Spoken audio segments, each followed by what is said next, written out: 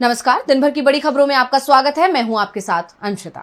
आज इस बुलेटिन में बात होगी बिहार में नीतीश की पलटी पर बढ़े सस्पेंस की, दिल्ली में बीजेपी नेता के बयान पर मचे बवाल की, देखेंगे हाईकोर्ट जज ने क्यों कहा पीएम मोदी को झूठा, पीके को क्यों कहा जा रहा है बीजेपी का एजेंट, जानेंगे महाराष्ट्र की सीएम की कैसे बढ़ रही है मुश्किल, और बुलेटिन के आखिर में बात करेंगे टेलीप्रॉम्प्टर बना पीएम मोदी की मुसीबत। लेकिन दिन भर की तमाम बड़ी खबरों से पहले एक नजर आज की सुर्खियों पर। पीएम मोदी के भाषण पर अरविंद केजरीवाल का पलटवार, बोले प्रधानमंत्री रोज दिल्ली के लोगों को गालियां दे रहे हैं, दिल्ली की जनता का अपमान कर रहे हैं पीएम। बीपीएससी प्रीलिम्स परीक्षा रद्द करने की मांग का मामला सुप्रीम कोर्ट पहुंचा, याचिका में लाठीचार्ज करने वाले एसपी डीएम पर भी कार्रवाई की मांग। झारखंड में महिलाओं को मिले 2500 रुपए, मैया सम्मान योजना के तहत भेजी गई राशि, कांग्रेस बोली जो वादा किया वो निभाया। महापंचायत के बाद बिगड़ी जगजीत डल्लेवाल की तबीयत, मिलने पहुंचे पंजाब सरकार के अधिकारी, 41 दिन से खनौरी बॉर्डर पर अनशन पर बैठे हैं किसान नेता। ये तो थी सुर्खियां, अब बात आज की सबसे बड़ी खबर की। बिहार की सियासत में इस समय बवाल मचा हुआ है। अमित शाह के बयान से शुरू हुए इस बवाल के बीच लालू और नीतीश के बयान भी सामने आए हैं। नीतीश ने 2 बार गलत तरह जाने की बात कही है, लेकिन उनके बयान के बाद भी बिहार की सियासत में बवाल थमा नहीं है। देखिए रिपोर्ट। बिहार की सियासत में नीतीश कुमार के बयान के बावजूद उनके पलटी मारने की चर्चा चल रही है। कांग्रेस प्रवक्ता राजेश कुमार ने तो यहां तक कह दिया कि अगर नीतीश ना कहे तो इसे ना नहीं मानना चाहिए। जब महागठबंधन में थे तब कहते थे कि मिट्टी में मिल जाएंगे, लेकिन बीजेपी के साथ नहीं जाएंगे, लेकिन आज वो बीजेपी के साथ है। इसलिए अगर वो कह रहे हैं कि महागठबंधन में नहीं जाएंगे तो समझना चाहिए कि कुछ भी हो सकता है। इस बीच बीजेपी की तरफ से दावा हो रहा था कि 5 जनवरी को अमित शाह से नीतीश मुलाकात करेंगे, लेकिन ये मुलाकात नहीं हुई है। अमित शाह के पटना पहुंचने से पहले ही नीतीश कुमार बिहार के पूर्व डिप्टी सीएम सुशील मोदी के घर पहुंचे। उनकी जयंती थी। अमित शाह ने सुशील मोदी को श्रद्धांजलि दी और निकल गए, जिसके बाद कई सवाल उठने लगे हैं। नीतीश के बयान के बाद भी जेडीयू की तरफ से आरजेडी पर तीखे हमले रोक दिए गए हैं। इसके बाद कहा जा रहा है कि नीतीश कुमार 14 जनवरी तक इंतजार कर रहे हैं और वो इसके बाद कोई बड़ा फैसला ले सकते हैं। नीतीश के बयान पर तेजस्वी यादव ने भले ही तीखी प्रतिक्रिया दी हो, लेकिन आरजेडी और कांग्रेस के नेताओं ने अभी भी चुप्पी साध रखी है। ऐसे में बिहार की सियासत में जो बवाल मचा हुआ है उसे लेकर कहा जा रहा है कि अभी कुछ दिन इंतजार करना होगा, क्योंकि जिस तरह से महागठबंधन में सरकार बनाने की तैयारियां चल रही हैं, उसके बाद कहा जा रहा है कि इसी महीने कोई बड़ा खेल होने वाला है। नीतीश के तेवरों से बिहार की सियासत में बवाल मचा है तो दिल्ली में बीजेपी उम्मीदवार रमेश बिधूड़ी के बयान ने भी बवाल मचा दिया है। बिधूड़ी के खिलाफ पूरा विपक्ष एकजुट हो गया है, बीजेपी भी उनका बचाव नहीं कर पाई है। तो क्या है पूरा मामला, देखिए ये रिपोर्ट। दिल्ली की कालकाजी विधानसभा सीट से बीजेपी उम्मीदवार रमेश बिधूड़ी का एक बयान सामने आया है। अपने चुनाव प्रचार की शुरुआत करते हुए बिधूड़ी ने कहा कि मैं आपको विश्वास दिलाता हूँ, जैसे ओखला और संगम विहार की सड़कें बना दी है, वैसे ही कालकाजी में सारी की सारी सड़कें प्रियंका गांधी के गाल जैसी बना दूंगा। बिधूड़ी का बयान वायरल होते ही कांग्रेस और आप ने उन्हें घेर लिया। कांग्रेस प्रवक्ता पवन खेड़ा ने कहा कि ये बदतमीजी सिर्फ इस घटिया आदमी की ही मानसिकता नहीं दिखाती, ये है इसके मालिकों की असलियत। ऊपर से लेकर राष्ट्रीय स्वयंसेवक संघ आरएसएस के संस्कार आपको बीजेपी के इन ओछे नेताओं में दिख जाएंगे। वहीं आम आदमी पार्टी ने भी बिधूड़ी के बयान को महिला विरोधी बताया।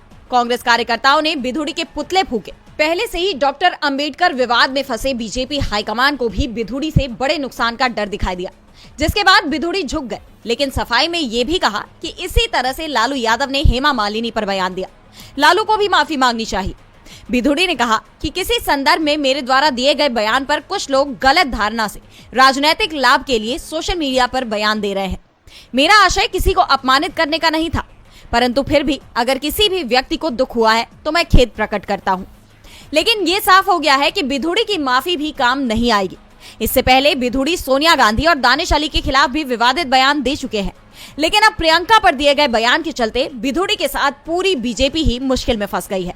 बिधूड़ी ने माफी मांग ली है, लेकिन क्या दिल्ली की जनता उन्हें माफ करेगी?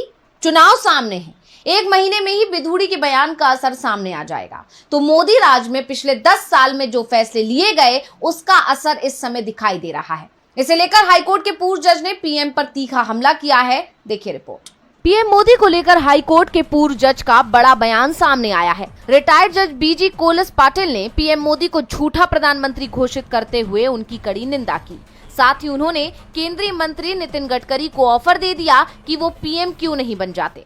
दरअसल पूर्व जज बीजी कोलस पाटिल पुणे में आयोजित एक कार्यक्रम में पहुंचे थे, जिसमें नितिन गडकरी ने भी शिरकत की थी।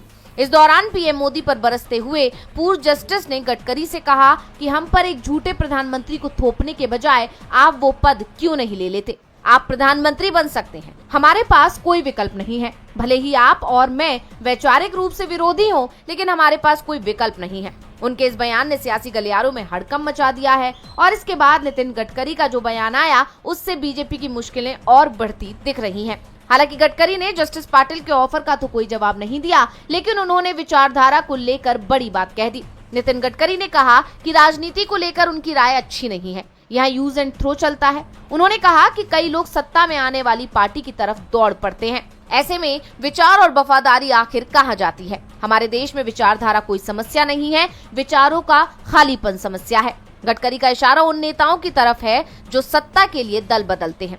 वैसे देखा जाए तो इस समय सबसे ज्यादा दल बदलू बीजेपी में ही दिखाई दे रहे हैं। साथ ही गडकरी का ये बयान अजीत पवार पर भी माना जा रहा है, जिन्होंने कहा था कि सत्ता के लिए वो एनडीए में आए, जिससे अपने विधायकों के क्षेत्र में विकास के लिए फंड मिल सके।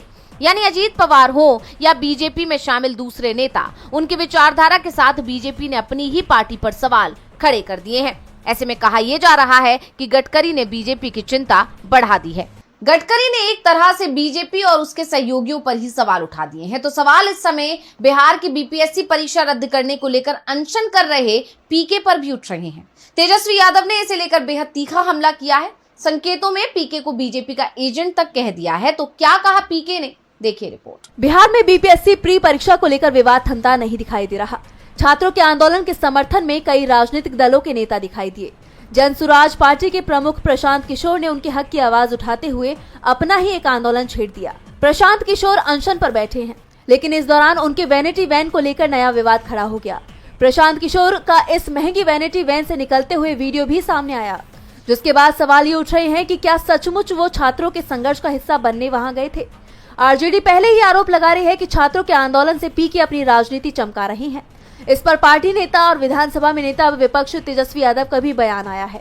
उन्होंने कहा, पहली बात, आज तक प्रशांत किशोर जी ने आज तक कभी भी नहीं कहा, स्पष्टीकरण नहीं दी कि आखिर अमित शाह जी ने नीतीश कुमार जी को क्यों उनके पार्टी का राष्ट्रीय उपाध्यक्ष बनवाया था। आज तक, अभी तक, और किसके कहने पे बने थे वो सब जानते हैं। मुख्यमंत्री जी ने स्पष्ट कर दिया था, लेकिन उनको बताना चाहिए कि भाई अमित शाह क्यों चाहते थे कि जनता दल यूनाइटेड नीतीश जी के पार्टी के वो राष्ट्रीय उपाध्यक्ष बने, और उन्हीं के कहने पे माननीय मुख्यमंत्री जी ने बनाया था। तो पहले इस पे स्पष्टीकरण देना चाहिए।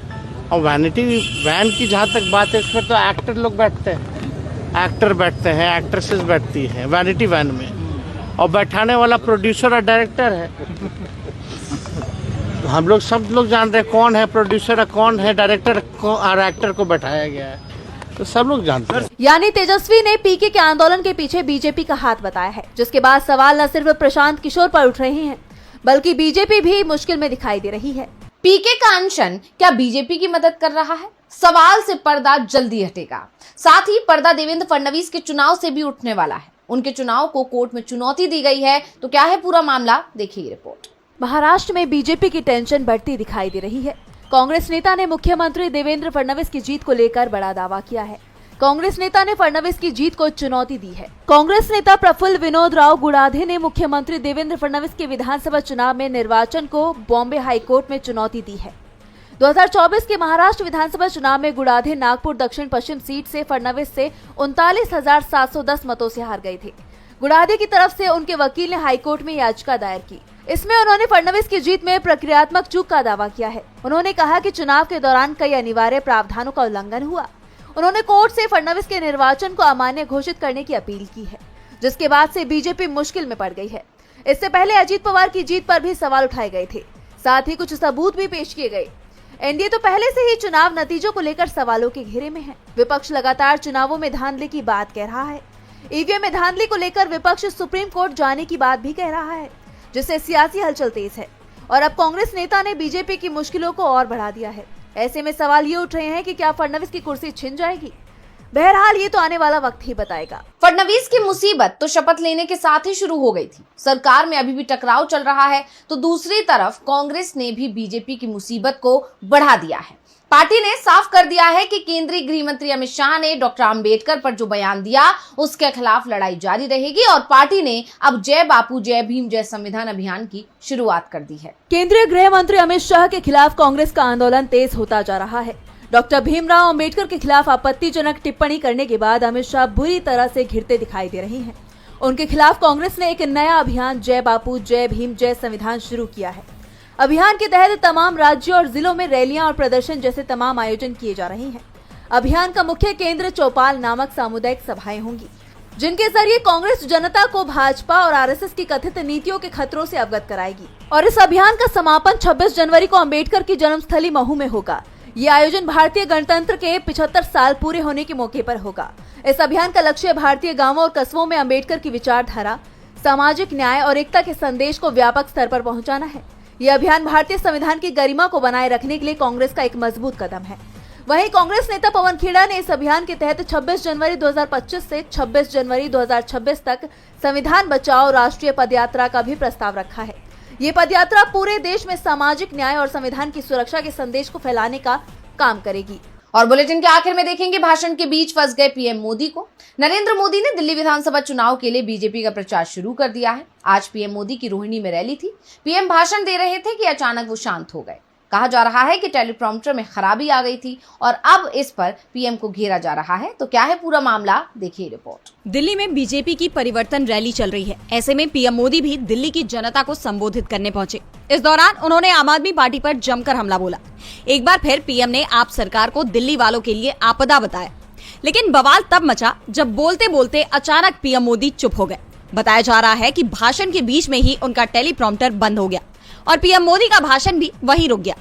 पीएम थोड़ी देर इधर उधर देखते रह गए। इसका एक वीडियो भी सामने आया है। आइए आपको दिखाते हैं कि कैसे टेलीप्रॉम्प्टर बंद होते ही पीएम बिना कुछ कहे चुप हो गए। और लोकार्पण करके यहाँ आया हूँ।